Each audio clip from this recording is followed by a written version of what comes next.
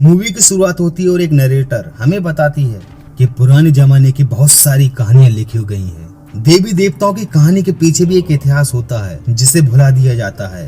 देवताओं और आत्माओं के युग में दुनिया में एक अंधेरे साम्राज्य का शासन था। वो सबसे शक्तिशाली देवता सांड की पूजा करते थे। जैसे जैसे साम्राज्य की सीमा बढ़ी, उनके भोग विलास और लालच की सीमाएं भी बढ़ती गईं। अब वो पत्थर के देवता की जगह एक जिंदा देवता चाहते थे। नतीजा ये हुआ कि कुछ गलत किस्म के लोगों ने ये आदेश दिया कि रानी सांड की मदद से एक ऐसा जीव पैदा करे जो इंसान और देवता दोनों का रूप हो। 13 महीनों तक ये जीव उसके पेट में पलता रहा। ये बेशकीमती था जिसका हर तरह से ख्याल रखा जाता था। सुरक्षा के रूप से उसे बाहर लाने के लिए रानी को पेट को काटकर उसे इस दुनिया में लाया गया। अपने माँ के खून से नहाए हुए इस नवजात प्राणी को लोगों के सामने लाया गया। सबने अपने भगवान की जय जयकार की और साम्राज्य बढ़ता गया। लेकिन जैसे जैसे ये प्राणी बड़ा हुआ, उसकी भूख भी बढ़ती गई। एक राजकुमार की हत्या का बदला लेने के लिए उत्तरी इलाके में बसते एक गांव थिएना पर एक भारी टैक्स लगाया गया। हर 3 साल बाद सैनिक 8 लड़के और लड़कियों को महल में ले जाते और उस बेरहम को कुर्बानी देने के लिए उन्हें कुएं में उतार देते और वो भैंसी दरिंदा बेरहमी से उनकी हत्या कर देता। सांड को चुनौती देने वाला कोई न था। भाई 5 बार कुर्बानी देने का वक्त आ चुका था। भाई मूवी की स्टार्टिंग में हमें एक रोगी को देखते हैं जो बेवजह कभी नजर नहीं आता, जिसका मतलब है कि वो आने वाले हैं। जिसके बाद थियो अपने पिता को बताता है कि हमने उस रोगी को देखा, जिसका मतलब है कि वो सींगों वाले सैनिक आने वाले हैं। जहाँ थियो कहता है कि वो फियोन को क्यों उठा ले गए, उस भैंसी राजकुमार के लिए कितने लोगों की कुर्बानी देनी पड़ेगी। जहाँ उसके पिता कहते हैं कि बहुत सी ऐसी बातें हैं जिन्हें तुम समझ नहीं सकते, पर वो कहता है कि मैं समझना चाहता हूँ। लेकिन उसके पिता जो इस गांव के मुखिया हैं, वो कहते हैं कि वक्त आने पर तुम सब समझ जाओगे। अभी मुझे इन सब बातों की चिंता करने दो। थियो, बीता हुआ कल भूल जाओ, तुम्हें फिर प्यार मिलेगा। वहीं दूसरी ओर गांव के लोग इस बार कुर्बानी देने के लिए मना करते हैं और कहते हैं कि हम उनसे लड़ेंगे। पर मुखिया कहता है कि वो लोग हमें और हमारे गाँव को तबाह कर देंगे। हमें 8 युवाओं को देना ही होगा। पर वो लोग कहते हैं कि जब तुम्हारा बेटा अपनी कुर्बानी देता, जब तुम्हें पता चलता। और अगले दिन कुछ भेड़िए उनके जानवरों पर हमला कर देते हैं। जहाँ थियो उन्हें बचाने की कोशिश करता है, पर तभी उसे वो रोगी दिखाई देता है।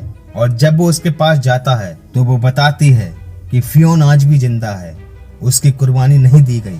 2 समुंदर पार महल की सुरंग में वो जिंदा है और वो वहाँ तुम्हारा इंतजार कर रही है।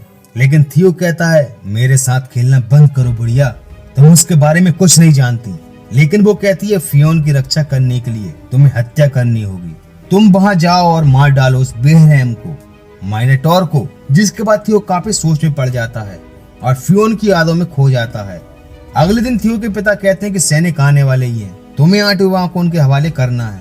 जहाँ थियो उन्हें बताता है कि मैं उस रोगी से मिला था, उसने कहा था कि फियोन अभी जिंदा है और मुझे उस बेरहम माइनेटोर को मारना होगा। पर उसके पिता उसे ऐसा करने से मना करते हैं। वो कहते हैं कि माइनेटोर एक देवता है, उसे कोई नहीं मार सकता। तुम भी नहीं, तुम्हें इस गाँव का मुखिया बनना है, तब तक हम तुम्हें सुरक्षित रखेंगे। मैं ऐसा इसलिए कह रहा हूँ ताकि तुम जिंदा रह सको और तुम्हारे आने वाले बच्चे इस दुनिया को देख सकें। पर थियो कहता है, जिसे मेरे बच्चों की माँ बनना था वो जा चुकी है। जहाँ उसके पिता कहते हैं, ठीक है, पहाड़ों में चले जाओ, जैसा कहा वैसा करो। जब थियो पहाड़ों पर जाता है तो उनकी लड़ाई गांव के ही 2 लोगों से हो जाती है, क्योंकि वो थियो से नफरत करते थे, क्योंकि मुखिया हमेशा दूसरों की कुर्बानी देने के लिए भेजता था पर अपने बेटे को नहीं।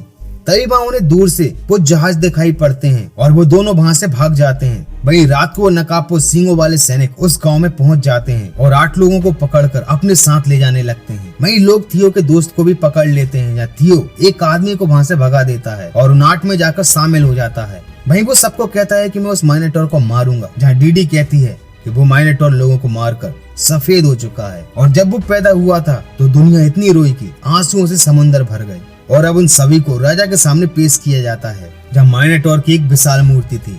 तभी 2 लड़कियों को सम्मोहित कर उस कुएं के पास ले जाया जाता है और उस कुएं के गेट को खोल दिया जाता है। और जैसे ही उन्हें धकेला जाता है कि तभी थियो उन्हें बचाने जाता है, पर वहाँ के सैनिक उसे पकड़ लेते हैं, जिससे राजा क्रोधित हो जाता है और सभी की एक साथ कुर्बानी देने का फैसला करता है। वहीं एक लड़का कहता है कि अगर वो देवता है तो उसे जमीन के नीचे क्यों रखा गया, जहाँ दूसरा कहता है कि वो पाताल का देवता है, अंधेरी दुनिया का देवता है। पर थियो कहता है कि वो कोई देवता नहीं, एक जानवर है और उसे मारा जा सकता है और मैं उसे मारने ही आया हूँ। वहीं दूसरी ओर राजकुमारी अपनी सेविका से कहती है कि थियो को यहाँ ले आओ।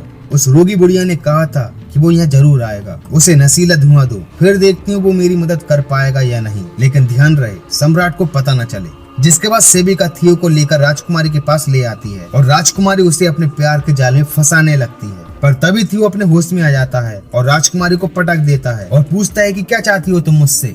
जहाँ वो कहती है कि मैं तुमसे मदद चाहती हूँ, मुझे तुम उस बेरहम से छुड़ाओ, मैं तुम्हारी गुलाम बन जाऊंगी। और तभी उनकी बात कोई सुन लेता है, लेकिन वो कहती है कि फ्योन जिंदा है। और तभी सम्राट उसके कक्ष में आ जाता है और वो थियो को पकड़ने का हुक्म देता है। जहाँ थियो बचने की कोशिश करता है, पर एक सैनिक उसे डांट मारकर बेहोश कर देता है। और सम्राट राजकुमारी से कहता है, कभी मुझसे दगा करने की कोशिश भी मत करना, और अगर तुम्हें इसी में मजा आता है तो ठीक है, मैं इस महल के हर सैनिक और गुलाम को तुम्हारे ऊपर छोड़ दूंगा।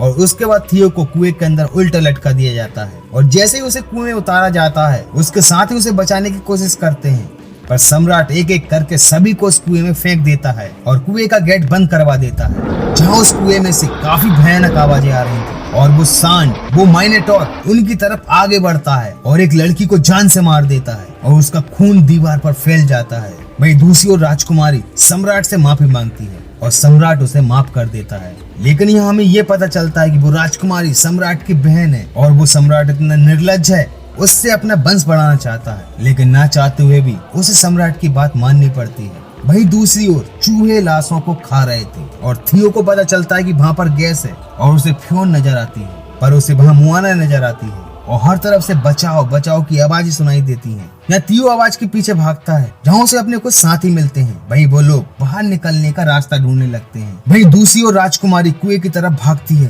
पर सम्राट उससे कहता है कि नहीं, मेरा साथ दो। पर राजकुमारी कहती है, तुम्हारा साथ देने से अच्छा है कि मैं उन कैदियों के साथ जाऊं। मैं मरना पसंद करूंगी, लेकिन तुम्हारे साथ रहना नहीं। और वो कुएं में कूद जाती है। वहीं थियो उस माइनेटर को मारने के लिए छुप जाता है और जैसे ही वो उसके पास आता है, सभी उस पर हमला कर देते हैं। पर वो माइनेटोर नहीं, राजकुमारी थी, जो थियो को जिंदा देखकर खुश होती है। पर राजकुमारी को देखकर बाकी लोग खुश नहीं होते और वो उसे मारने की कोशिश करते हैं। पर राजकुमारी उनसे कहती है कि मैं तुम्हें यहाँ से बचा सकती हूँ, मैं इस जगह से निकलने का रास्ता जानती हूँ। मेरी सेबिका दूसरी तरफ हमारा इंतजार कर रही है, अगर भरोसा करोगे तो मैं तुम्हें यहाँ से निकालूंगी। पर थियो को इस पर भरोसा था, पर बीना को नहीं, और वो उसके साथ जाने से मना करती है और अकेले ही जाने लगती है। जहाँ थियो उसे रोकने की कोशिश करता है, पर वो सांड अपना सींग उसके मुंह में घुसाकर उसे मार डालता है, जिसे देखकर सभी लोग वहाँ से भागते हैं। जहाँ थियो राजकुमारी से पूछता है कि गैस कहाँ से आती है, जहाँ वो बताती है भूल भुलैया के सेंटर से, इससे महल में रोशनी की जाती है। वहीं आगे उन्हें डीडी मिलती है जो जिंदा थी और राजकुमारी उसे कुछ खिलाकर होश में लाती है। वहीं दूसरी तरफ वो सेबिका उनका इंतजार कर रही थी और जैसे ही वो खुफिया दरवाजा खोलती है कि तभी सम्राट वहाँ आ जाता है और दरवाजे को बंद कर सेबिका को मार डालता है।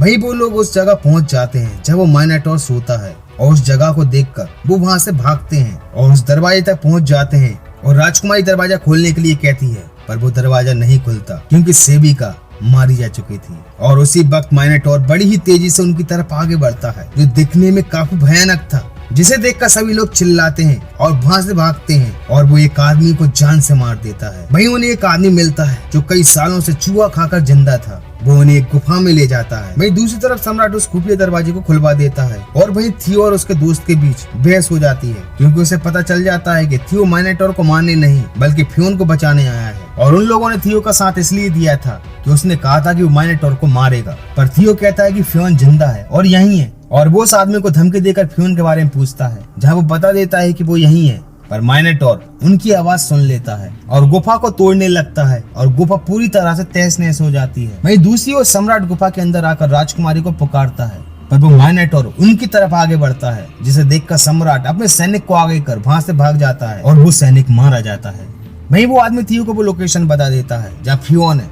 वहीं डीडी और टायरो उस कुएं से बाहर निकलने की कोशिश करते हैं, पर तभी वो सांड वहाँ आ जाता है, जिसे देखकर डीडी चिल्लाती है, पर टायरो उसे नीचे देखने से मना करता है। पर डीडी का हाथ फिसल जाता है और वो सीधा सींगों में जा घुसती है और उसकी वहीं मौत हो जाती है। वहीं थियो फ्योन को ढूंढ रहा था, जहाँ उसे फ्योन दिखाई देती है और वो जाकर उसके गले लग जाता है, पर वो फ्योन नहीं, एक लाश थी, जहाँ चूहे उन सड़ी हुई लाशों को खा रहे थे। तभी वो सांड उसके दोस्त को भी मार डालता है। यहाँ थियो से बचा नहीं पाता और वो एक पत्थर दीवार पर मारता है, जिस कारण उससे चिंगारी निकलती है और ये वही जगह थी जहाँ से गैस निकलती है और उस चिंगारी की वजह से वहाँ आग लग जाती है। तभी वहाँ राजकुमारी आ जाती है और वो बताती है कि इस महल वालों को यकीन था कि वो एक देवता पैदा कर सकते हैं, एक शक्ति जो न इंसान और न जानवर, जो उनकी रक्षा करे।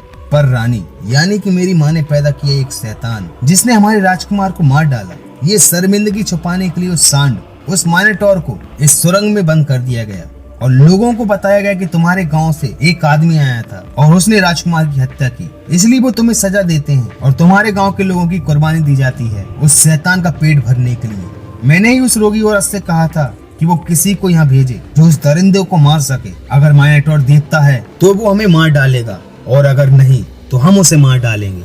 जिसके बाद थी उस जगह जाता है जहाँ सबसे ज्यादा गैस है और तभी वो सांड राजकुमारी के पीछे आ जाता है और जैसे ही उसे मारने वाला होता है कि तभी टायरो वहाँ आ जाता है और राजकुमारी को वहाँ से भगा उस सांड पर हमला कर देता है और खुद मारा जाता है। जहाँ थियो सांड को ललकारता है, जिसके बाद वो सांड उसके पीछे भागता है और जैसे ही वो उसके पास आता है थियो वहाँ से हट जाता है और वो उन पत्थरों के बीच फंस जाता है। पर वो सांड अभी भी मारा नहीं था, वो वापस उठता है काफी गुस्से में और थियो का लॉकेट उसके सींग पर था, जिसे लेने के लिए वो उस सांड के ऊपर चढ़ जाता है और उस लॉकेट को निकालने की कोशिश करता है। पर वो सांड काफी तेजी से भागता है, पर वो उस लॉकेट को निकालकर वहीं गिर जाता है। पर वो सांड वापस उसकी तरफ भागता है जहाँ थियो भी भागता है और वो सांड उस जगह तक आ जाता है जहाँ से ज्यादा गैस निकल रही थी और थियो एक चिंगारी के साथ वहाँ आग लगा देता है, जिससे वहाँ भयानक विस्फोट होता है और सांड जल रहा था। जहाँ थियो भागकर पानी में कूद जाता है और उस ब्लास्ट के कारण वो सम्राट भी मारा जाता है और पूरा महल तहस नहस हो जाता है। जिसके बाद थियो और राजकुमारी पानी से बाहर निकलते हैं ये सोचकर कि वो सांड मर चुका है और वो दूसरे रास्ते की तरफ बढ़ते हैं। पर वो सांड अभी मरा नहीं था, वो फिर से इनकी तरफ बढ़ता है जहाँ थियो उसी का टूटा सिंग उस सांड के मुंह में घुसा देता है और फाइनली वो सांड अब मारा जाता है। वही उस ब्लास्ट के कारण वो सुरंग गिरने लगती है और वो वहाँ से भागते हैं जहाँ उन्हें बाहर निकलने का रास्ता मिल जाता है और उनके कुछ साथी जो बच चुके थे वो सभी वहाँ से बाहर निकलते हैं। पर वो सम्राट अभी जिंदा था और राजकुमारी उसकी सांस रोककर उसे मार डालती है और सभी से शर्मिंदगी के मुखौटे उतारने को कहती है और इसी के साथ इस मूवी का दी एंड हो जाता है। तो दोस्तों आपको ये मूवी कैसी लगी मुझे लाइक और कमेंट्स करके जरूर बताना। वीडियो पसंद आए इस चैनल को सब्सक्राइब करना। मिलते हैं अगले वीडियो में and thank you so much for watching this video and thank you so much for watching.